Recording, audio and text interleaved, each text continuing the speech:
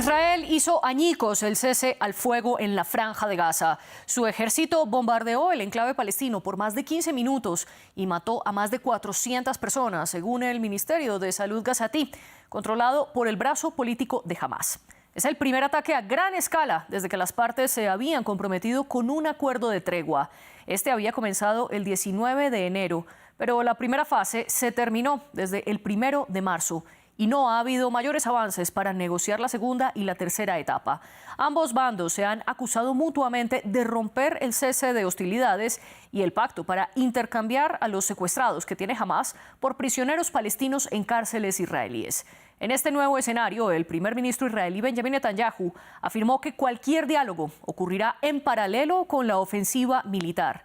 Añadió que los ataques son para presionar la liberación de los más de 50 rehenes que siguen en poder del grupo islamista y advirtió que esto es solo el comienzo. Aquí les contamos. El infierno se desató una vez más en la Franja de Gaza. Según el Departamento de Registros del Ministerio de Salud del enclave, más de 2/3 de las víctimas de los mortíferos ataques aéreos israelíes del martes, que han matado a centenares, son mujeres y menores de edad. Una portavoz de la Agencia de la ONU para la Infancia, con sede en Gaza, denuncia docenas de niñas y niños asesinados. Y ahora sabemos que muchas bombas han caído sobre tiendas de campaña, estructuras donde se alojan las familias, porque entre los cientos de personas que murieron hay varias docenas de niños y muchos más que han resultado heridos. En cuanto cesó el intenso bombardeo de los primeros 15 minutos, pude oír a la gente afuera gritando, pidiendo ayuda.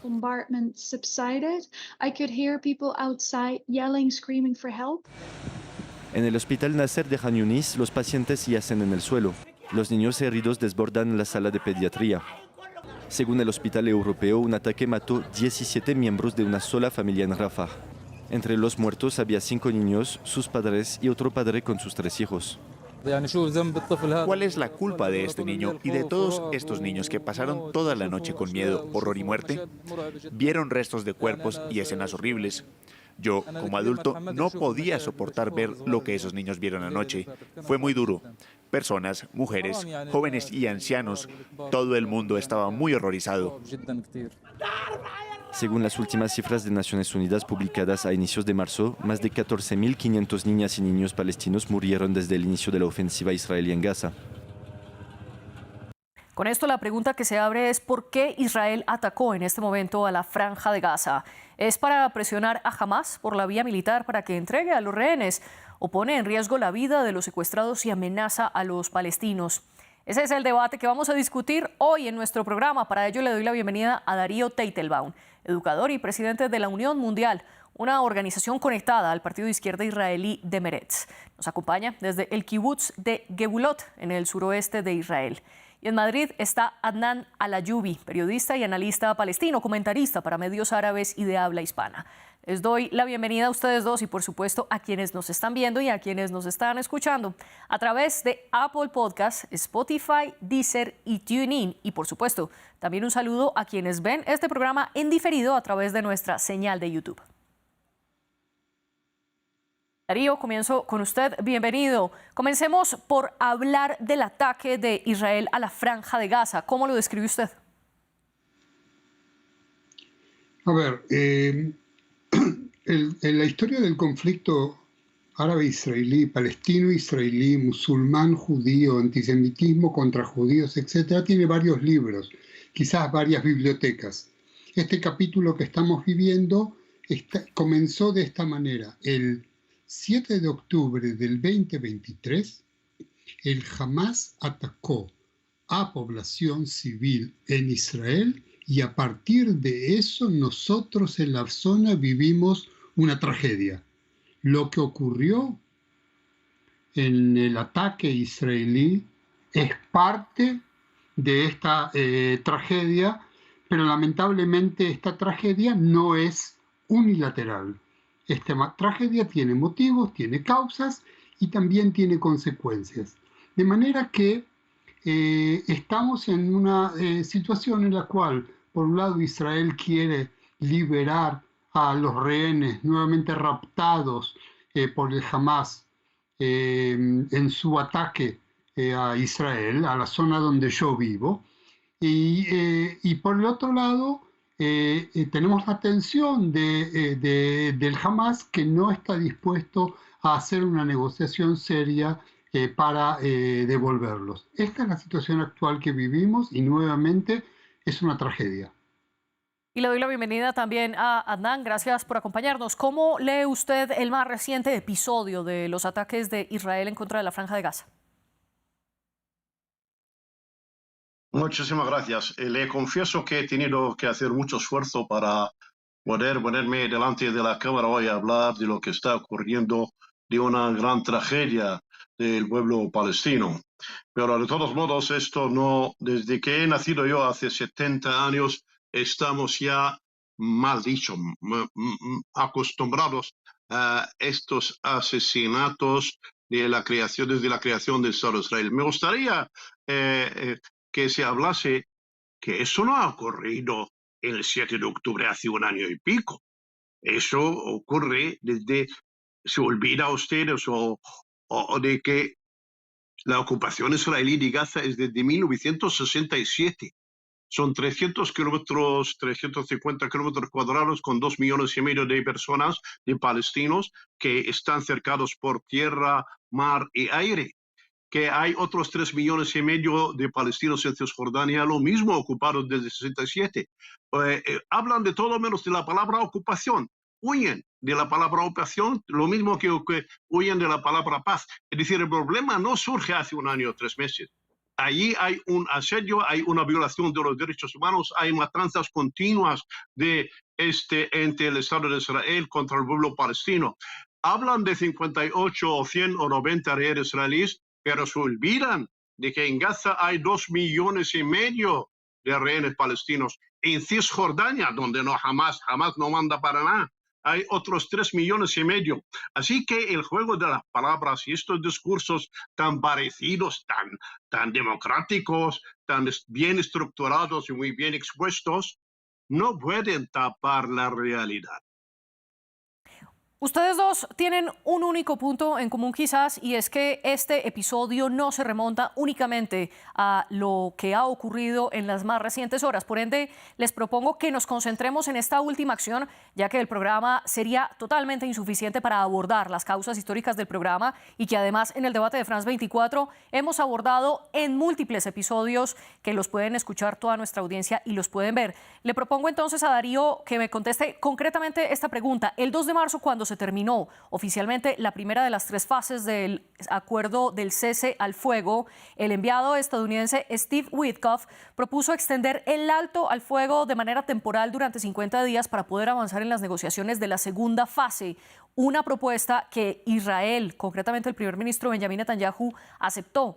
¿Por qué, si aceptó esto el 2 de marzo, el 17-18 de marzo ataca a Gaza? A ver, primero que nada me gustaría encuadrar de manera correcta a Hanan Habibi.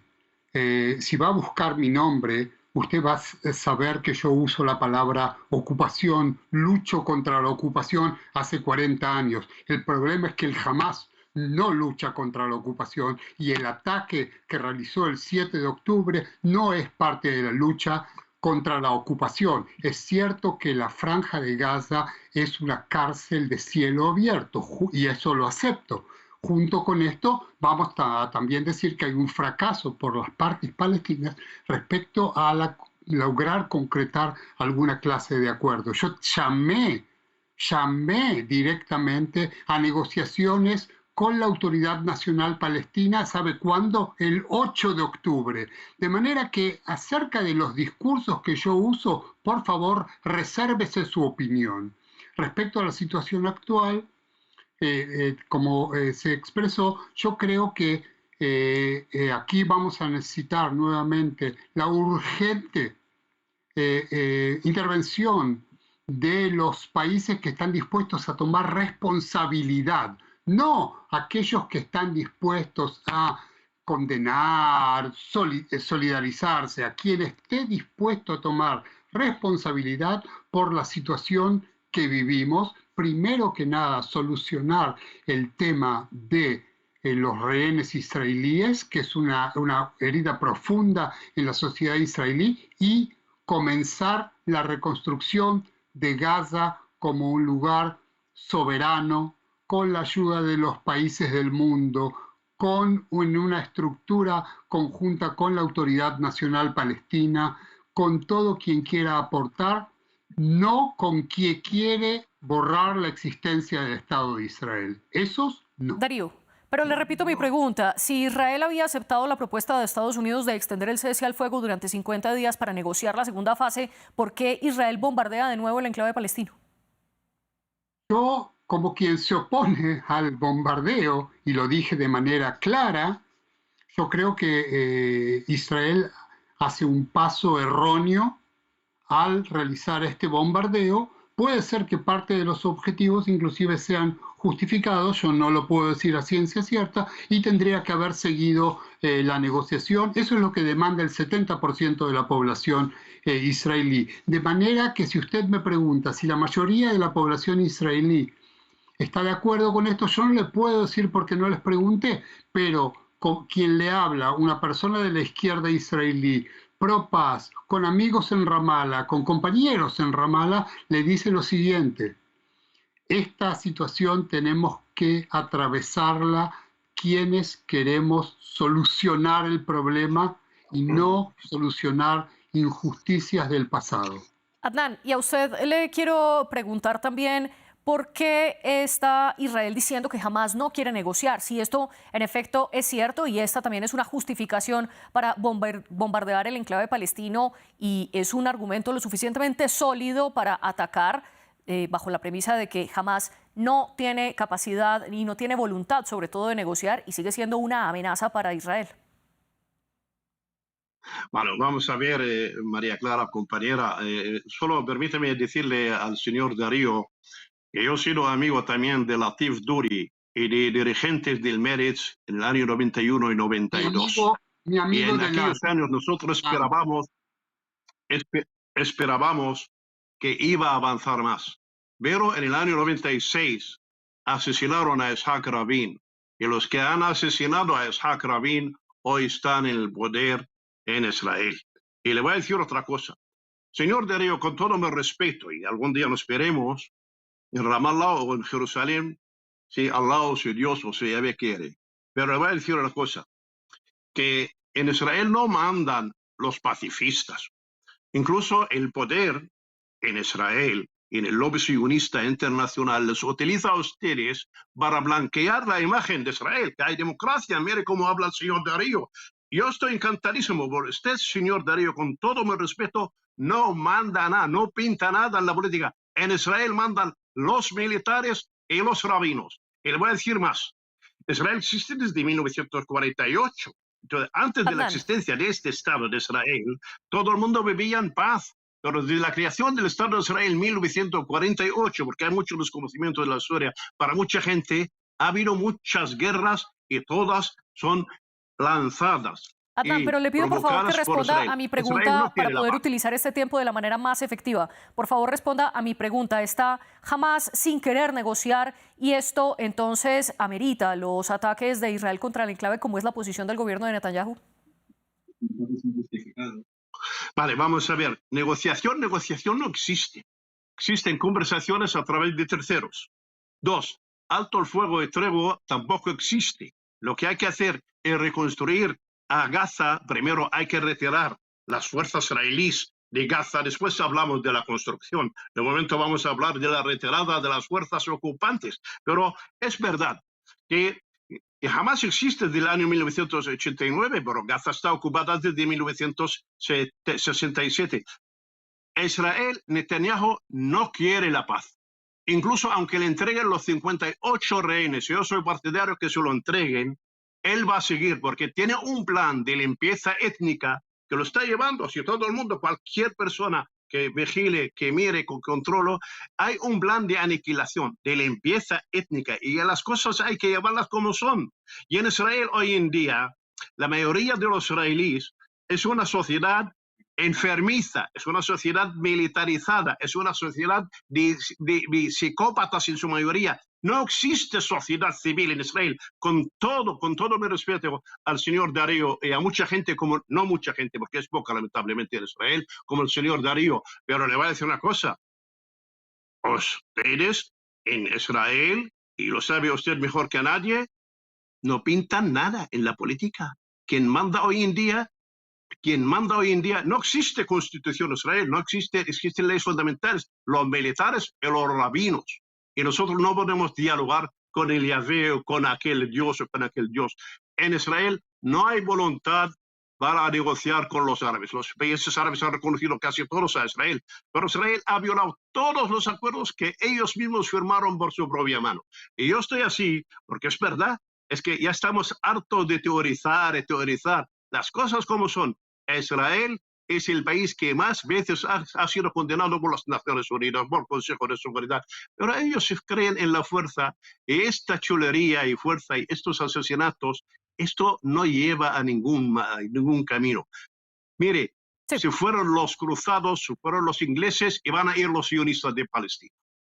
Usted plantea entonces que todo esto demuestra que Israel no quiere la paz y que realmente se está ejecutando un plan de limpieza étnica. Darío, ¿es esta la razón por la que el ejército israelí volvió a bombardear la Franja de Gaza?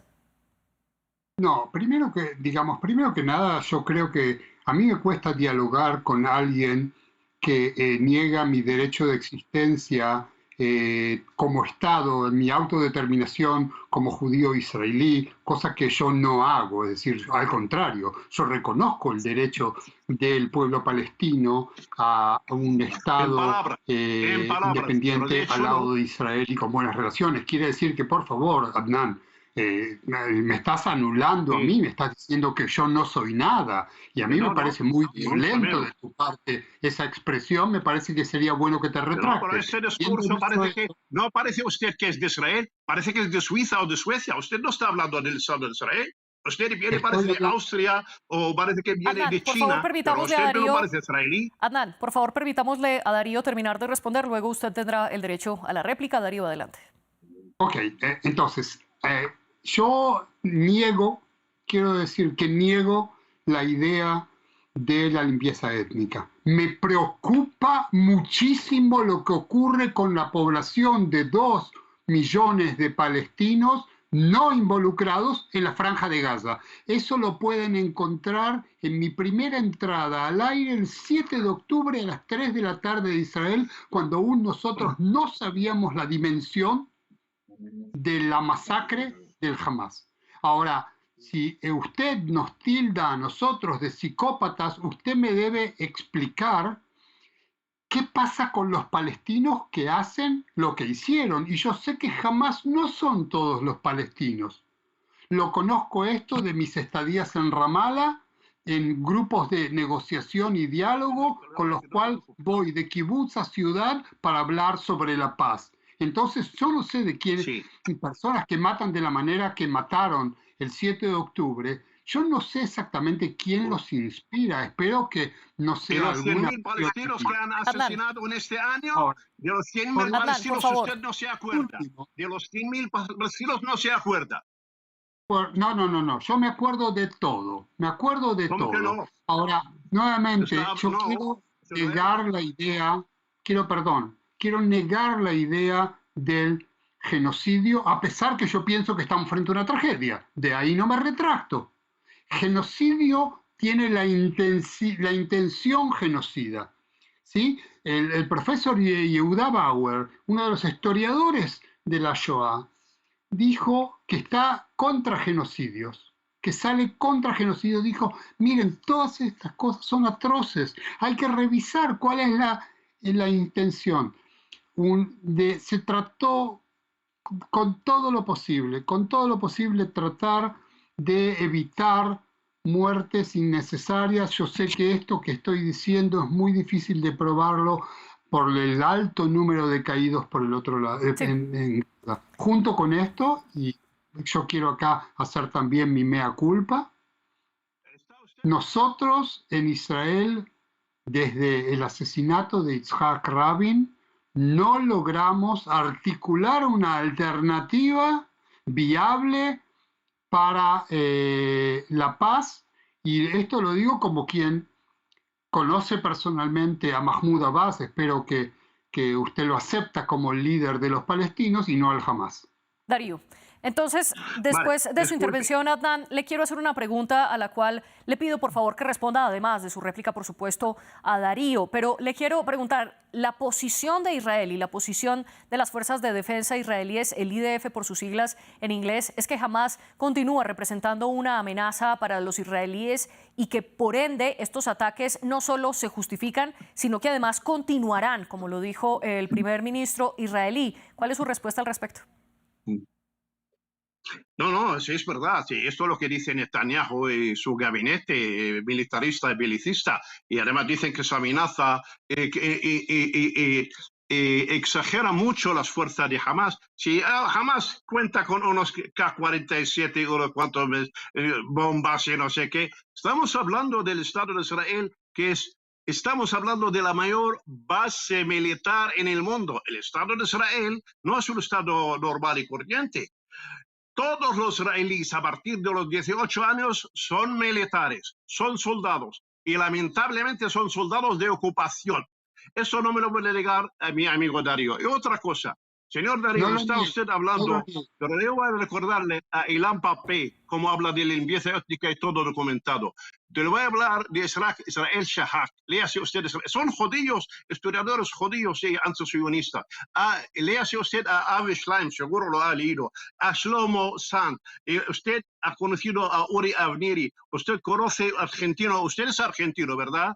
Como Barenboim también, usted conoce a eso. Usted, vamos a ver, es que me está diciendo, usted viene a hablarme del último año y el futuro, pero ¿y qué pasa con las matanzas?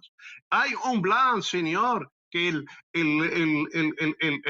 medio chalao, este presidente norteamericano, está diciendo, hagan ustedes lo que quieran. Y no solo esto, ustedes van más allá, porque lo que están haciendo en Cisjordania, mucho, y esto es lo que están haciendo, una limpieza étnica, no tiene otra palabra. Y no me venga con palabras bonitas, porque además le quiero decir una cosa, no es una conversación entre usted y yo. Yo estoy analizando al Estado sionista de Israel y usted está personalizando con mi persona. Yo no lo estoy personalizando a usted. Estoy hablando de un ente que es muy raro, que primero es un Estado que ha habido un ejército y luego han traído un pueblo a colonizarlo de Rusia, de Argentina, de Marruecos, de Polonia, de Irak, de Egipto para ocupar Palestina, de Yemen. Esto es, señor, no nos mentemos. Usted está en un kibutz y los kibbutz se han convertido en cuarteles militares. Y usted es de origen argentino y usted está en una tierra ocupada. No se olvide. Y ustedes eran quizás de origen alemán, fueron a Argentina y ahora ocuparon Palestina. Y cuando llegaron ustedes a Palestina, Palestina tenía calles asfaltadas, ciudades, agua potable, a tierra, casas amuebladas. Teníamos electricidad, éramos un pueblo con los judíos. 67 o 48, yo te pregunto. Y la ocupación. Hábleme usted de la ocupación. Ocupación. No nos engañe. 67 o 48. Darío, entonces los voy a interrumpir para plantearle la siguiente pregunta a Darío. Adnan plantea que este ataque no se justifica por el hecho de que Hamas sea una amenaza para Israel, bajo el argumento de que Israel tiene uno de los mayores ejércitos del mundo. Quiero preguntarle entonces, Darío, si quizás es por las presiones internas que ha recibido Benjamín Netanyahu, sobre todo que han ido en aumento durante el cese al fuego. Concretamente, ha sido criticado por su intento de presentar una moción al Parlamento israelí para que voten si debe continuar en el cargo o no Ronen Bar, que es el jefe de la Shin Bet, la agencia de inteligencia doméstica de Israel. ¿Está entonces Netanyahu desplegando de nuevo un operativo militar sobre Gaza para combatir y acallar las críticas internas? A ver, yo acá en realidad voy a hacer alguna clase de mea culpa, espero que también Adnan lo haga respecto al liderazgo palestino y muy especialmente el Hamas y el Jihad Islámico. Yo creo que Netanyahu, la preocupación de Netanyahu es mantenerse en el poder, sabiendo que tiene juicios pendientes, sabiendo que hay investigaciones contra él pendientes, sabiendo que hay un clamor popular contra él pendiente, etcétera, etcétera. De manera que yo no puedo descartar la idea que el foco de Netanyahu no sean necesariamente los rehenes. Incluso es una crítica que presentan las familias de los rehenes. Habiendo dicho esto, yo creo que Netanyahu es el responsable israelí de lo que ocurrió el 7 de octubre. Es decir, yo no tengo absolutamente, fuera de odiarlos naturalmente a la gente del Hamas que hizo esto, no tengo otra palanca sobre el Hamas. Digo, el Hamas son asesinos, hicieron lo que hicieron. Pero yo tengo responsabilidad civil por mi primer ministro, a quien espero que finalice sus funciones lo antes posible. Él en este momento está jugando con fuego, no solamente respecto a los pasos a tomar respecto a Gaza, sino también por la situación de tensión creciente en Judea y Samaria, lo que yo llamo territorios ocupados, pero del 67, y también dentro de la interna israelí. Netanyahu está rompiendo casi todo sistema lógico de funcionamiento del Estado, y por eso a mí también me gustaría escuchar alguna clase de mea culpa de Adnan por lo que ocurre en su propio pueblo, o yo creo que ninguno de nosotros representamos pueblos, simplemente estamos debatiendo aquí. Y para continuar con ese debate, usted hablaba de las responsabilidades por el ataque del 7 de octubre del 2023. Al respecto, Shin Bet, la agencia de inteligencia a cargo del jefe Barr, quiere plantear una investigación para determinar a fondo esas responsabilidades de funcionarios israelíes por no haber protegido lo suficiente al Estado. Adnan, ¿usted cree que esto está relacionado con el ataque a la Franja de Gaza? Permita que la corrija. El 70% de la población israelí clama por levantar una comisión de investigación judicial con poderes reales de destituir. Y es lo que Netanyahu se opone y hace todos los trucos posibles para evitar que esta comisión se levanta. Evidentemente yo estoy a favor de eso. Y usted habla de trucos por parte de Netanyahu. Adnan, ¿usted tendría este mismo calificativo?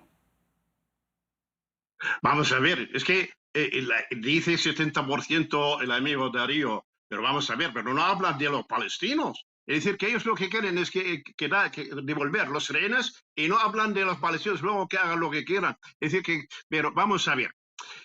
Solo quiero dar un dato que poca gente lo sabe, que Netanyahu es según algunos psiquiatras israelíes, está un poquito mal de la cabeza desde que fue muerto o asesinado en Entebbe su hermano en el año 1976. Y es una venganza personal. Y cuando un político utiliza la venganza personal, utiliza todo el poder de su Estado, ¿no? Eso no es un buen político. Eso es un rincón. Eso es un hombre que... Yo estoy hablando de un Estado que ha violado el derecho internacional, ha pisoteado los derechos humanos, ha sido salvado por el veto norteamericano 82 veces, etc. Un Estado que tiene todos los armamentos norteamericanos, es un Estado laboratorio para que se utilicen las armas norteamericanas, probarlas en los pueblos árabes y el pueblo palestino. Es decir, pero vamos a ver, señor Darío, ¿usted recuerda bien cómo era la sociedad israelí en los años 70 y 80? A la hora, hoy en día es mucho más a la derecha. En los años 70 hablaban en Israel de que los nazis y la ultraderecha han sido los asesinos de los judíos, pero hoy en día el Estado de Israel es el que financia esos grupos ultraderechas en Latinoamérica y en Europa. Señor Darío, usted lo sabe bien. Yo le estoy hablando de un Estado, no le estoy hablando de a usted. Estoy diciendo que Israel hoy en día es el mejor aliado de los nazis y de la ultraderecha en Latinoamérica y en Europa Occidental. Este Estado, es decir, que no podemos hablar. Netanyahu lo que quiere es capitulación, aniquilación, humillación, quiere limpieza étnica.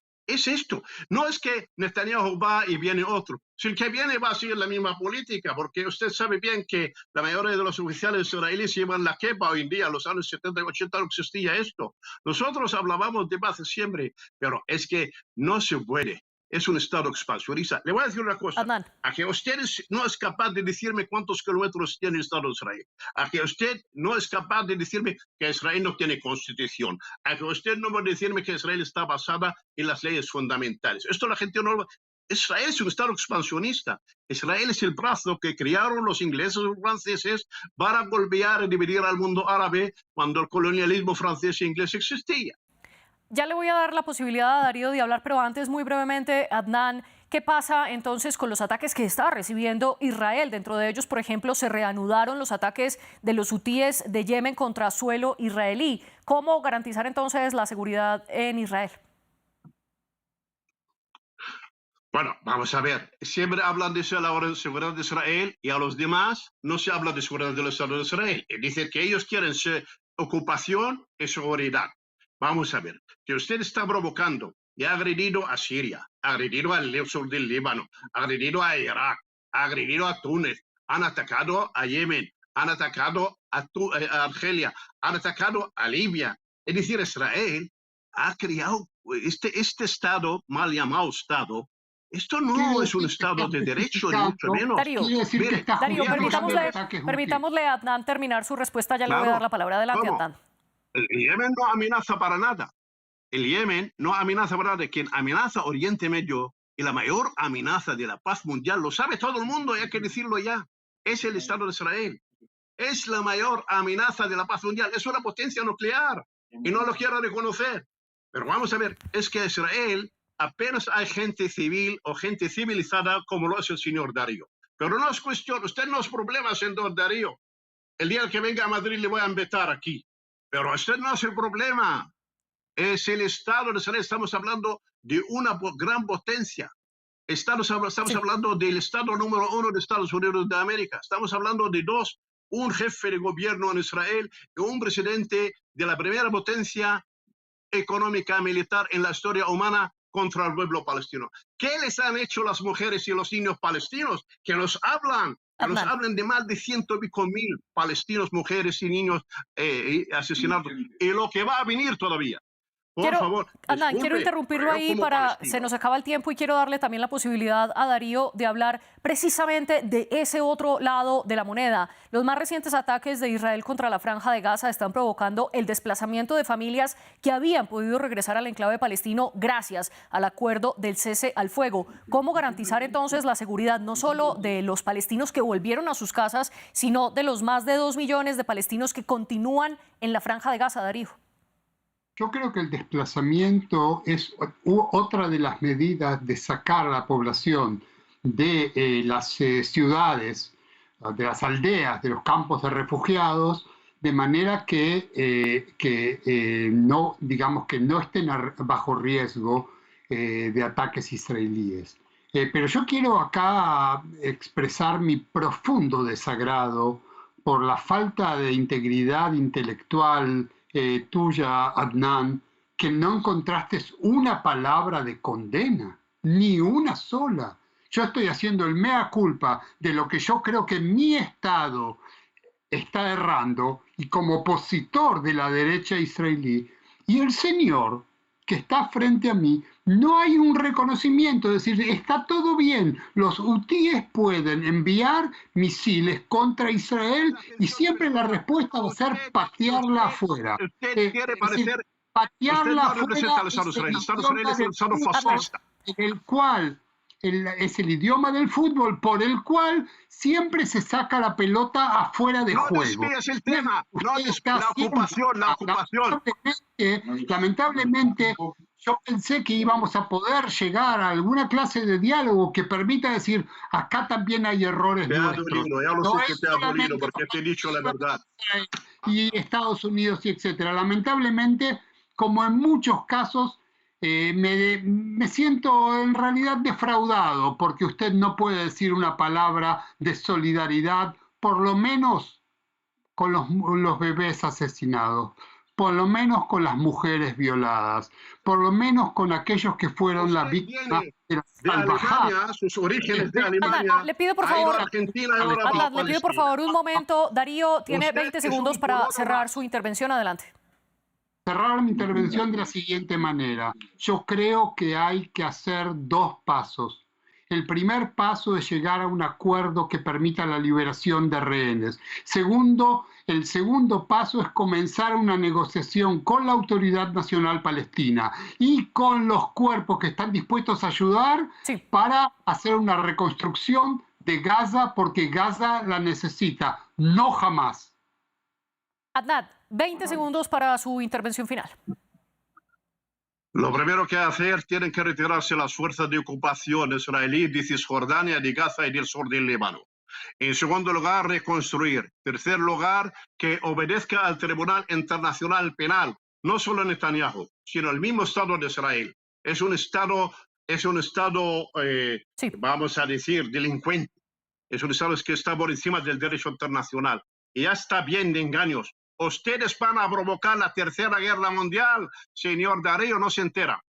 Adnan Primero, la Al-Ayoubi, ocupación. lo Segundo, debo la interrumpir, nos ocupación. quedamos sin Tercero, la tiempo, ocupación. pero quiero agradecerle a usted y a Darío Teitelbaum por presentar las diferentes posturas. Yo sé que es un debate muy difícil de dar, sin embargo, para eso existe este programa de France 24, un programa producido por Laura Garzón y Tania Herrera, y quien les habla, María Clara Calle. Vean más en france24.com.